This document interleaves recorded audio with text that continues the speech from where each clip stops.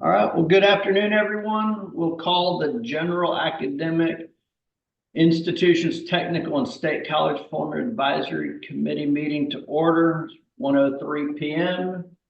And it looks like we are live on YouTube and the recording's going, so we're set there. And first up, Ms. Gonzalez is roll call. Miss Albright? Present. Miss Askins? Present. Dr. Blanchard? Present. Miss Brown? Present. Ms. Deardorff? Present. Mr. Duran? Present. Miss Elmore? Present. Dr. Hurley? Present. Miss Kroll? Present. Miss Salazar? Miss Sloan? Present. Mr. Wooten? Present. Okay, you do have a quorum. Thank you so much. All right. Next agenda item is the approval of the minutes from our previous meeting, November 1st. A copy has been provided in advance. So give the committee members a moment, see if there's any questions, comments, or corrections to the draft minutes that Ms. Gonzalez provided us.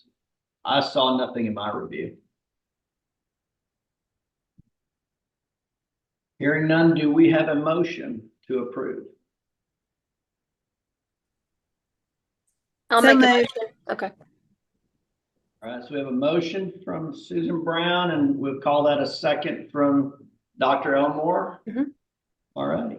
Is there anyone opposed to the approval of the minutes? Hearing none, the minutes are approved.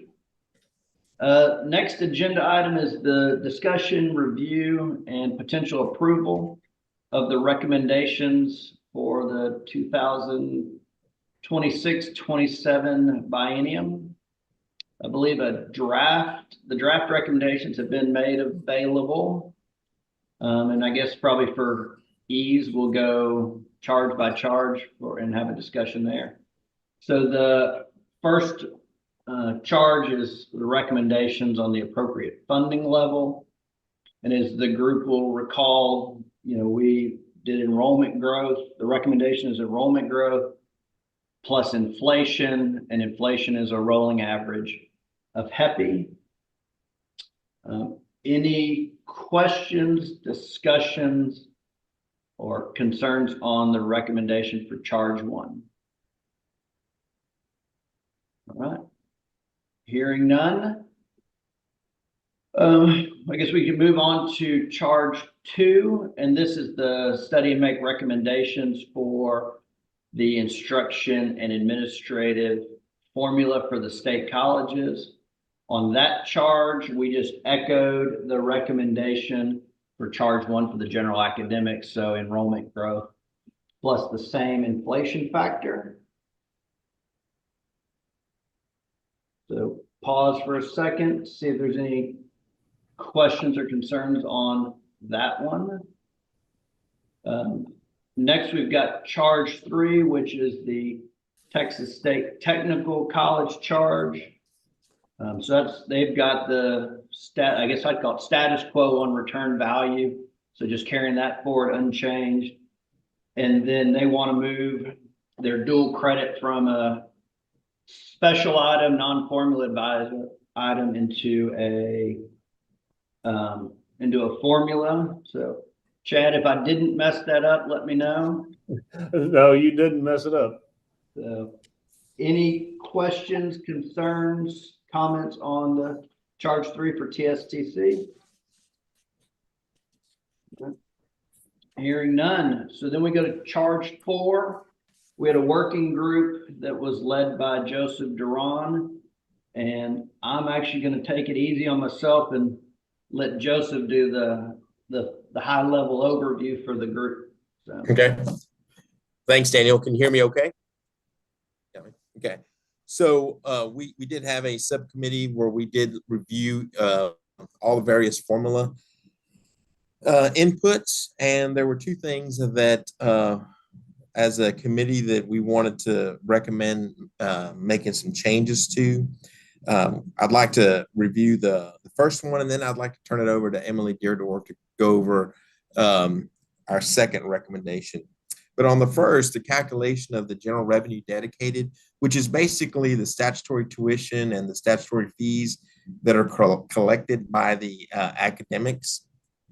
And right now, the way it's done is the LBB goes through some projections in estimating the GRD for the general academics. However, for the HRIs, they actually use actual data. And so our recommendation is that, in order to simplify the process, to really it makes it more transparent, my guess is there'll be less questions by our academics. That's usually one of the areas where I do get questions about how that number was calculated. So our recommendation is that we make a change to the way the GRD amounts are calculated and move from a projection to an actual methodology, which basically would also line us up with the health-related institutions.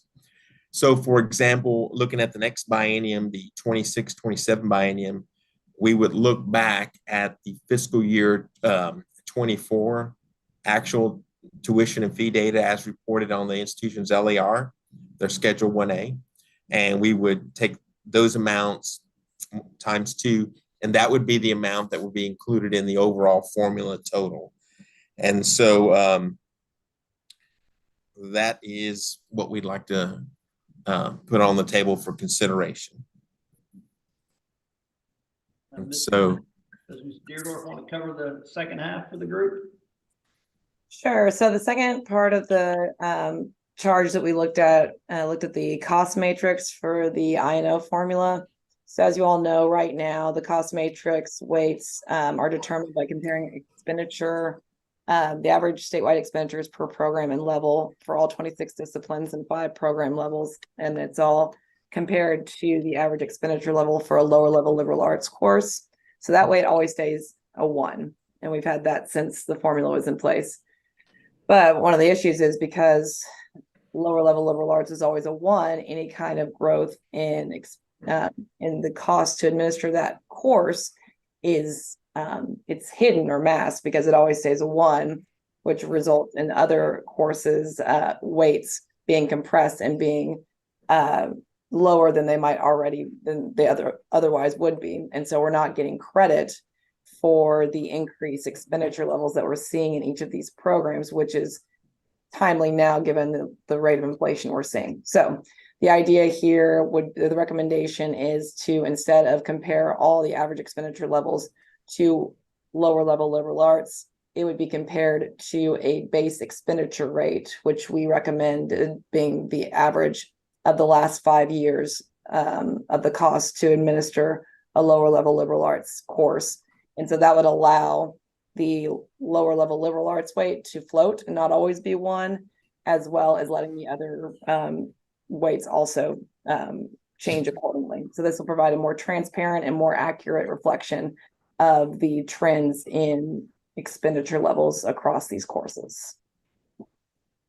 Thank you. Does the group have any questions, concerns, additional dialogue they'd like to have on what I think are 2 great recommendations that came out of the Charge 4 working group? All right. Hearing none, we'll move to Charge 5, and this is about general academic versus health-related institutions in which there are similar programs. Ms. Deardorff led the working group on that, and so I'll let her add some commentary there. Okay, the Charge 5 looked at programs, as Daniel said, that are taught at both GAI and HRI institutions. And with the overall principles that we wanted a recommendation that wouldn't impact or harm any existing programs at our institution, nor compromise the integrity of either the academic or the HRI formulas, we came up with the recommendation to have a healthcare workforce program supplement, which would provide the additional funding outside and on top of the INO formula for all nursing semester credit hours, pharmacy, and then health services semester credit hours that are taught at the terminal degree level.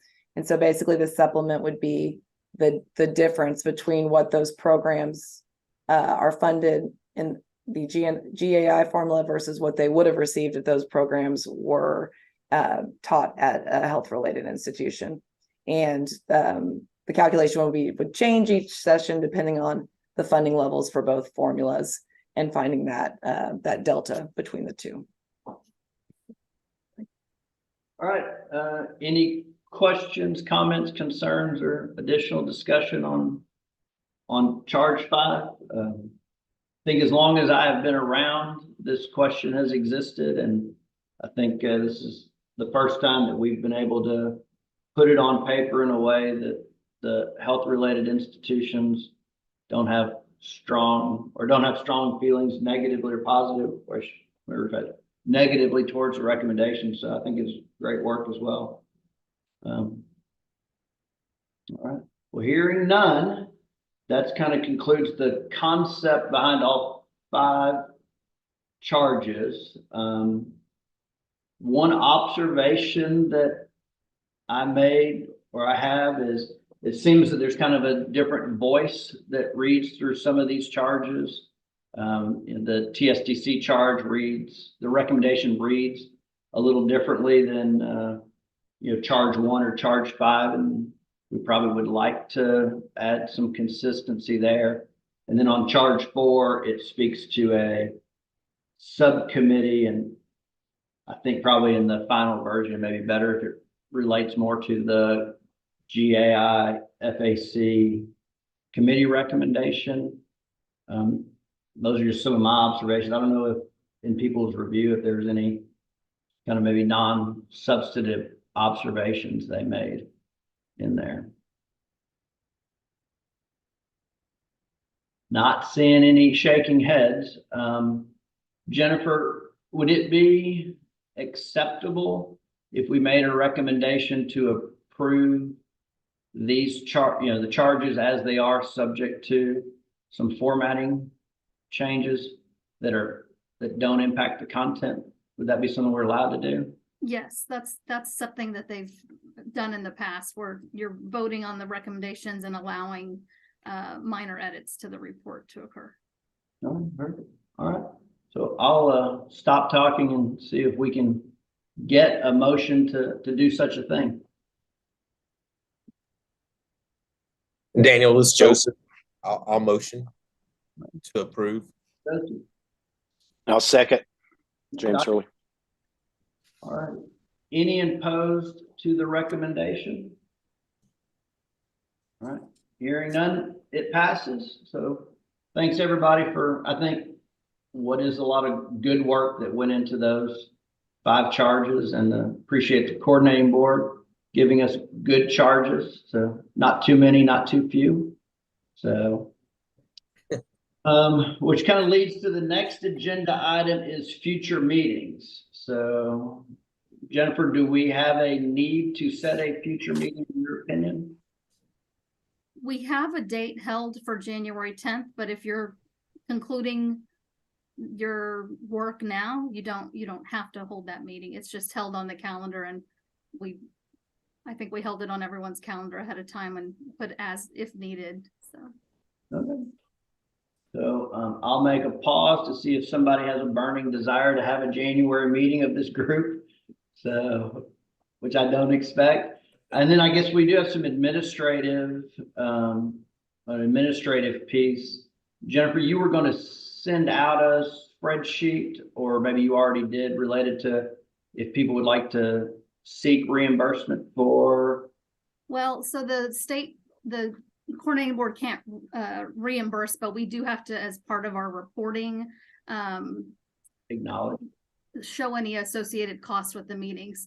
Since they've been fully remote, there likely won't be, but if you do have some expense to report, I will send out a form to everybody, and if you do, you can just send it back to me. And in the final report that we send to our board, there's an appendix that has that kind of broken out with the total Perfect. the cost to hold the meetings. So. I expect your email will probably go unresponded to. So, all right. So with that, we will we'll cancel the meeting on the 10th. You'll send out your email on the expense records, and I guess our next is to adjourn. Do we have a motion to adjourn? So moved. Thank you, Susan. All right. Do we have a second? Second is Joseph. Thanks, Joseph. All right, everybody. Well, we have concluded our formal advisory committee for this interim. So thanks, everyone. Good job, Daniel. Good job. Thanks, Daniel. Thank you. Working so hard. Yay. Thank y'all. Yeah. Bye-bye.